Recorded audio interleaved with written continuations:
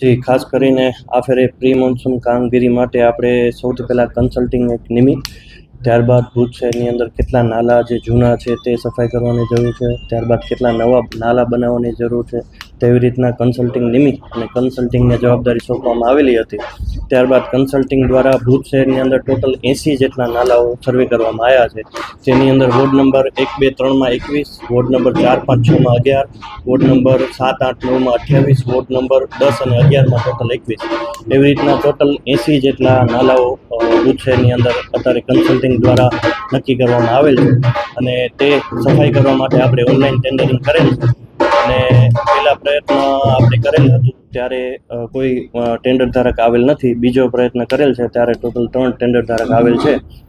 2 દિવસ પછી આપણે ખોલવાની તેની તારીખ છે.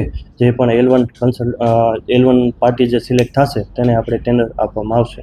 કેટલા રૂપિયાનો ખર્ચ કરવામાં આવશે અને ખાસ કરીને ચોમાસામાં સામાન્ય વરસાદમાં પાણી ભરાતું સાવચેતી શું તકેદારી રાખવી? ટોટલ 20 થી 25 લાખ જેટલો નાલા સફાઈની અંદર ખર્ચો કરવામાં આવશે. અને અગાઉ જે આપણે નાલા જે હતા એ કન્સલ્ટિંગ દ્વારા આપણે કોઈ નક્કી કરેલ નહોતા, એટલે જેથી નાલાઓ ઓછા સફાઈ કરવામાં આવતા અને ઓછા નાલાઓ હતા.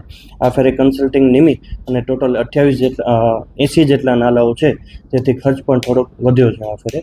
અને ભુજ શહેરની અંદર જ્યાં ત્યાં પાણી ન ભરાય એવી અમે પ્રયત્ન કરશું અને કન્સલ્ટિંગ અને ટેન્ડર ધારક બંનેને સૂચના આપશું કે ભાઈ વ્યવસ્થિત નાલા સફાઈ થાય અને મોનિટરિંગ અમારા જે એન્જિનિયર શ્રી છે તેના દ્વારા કરવામાં આવશે.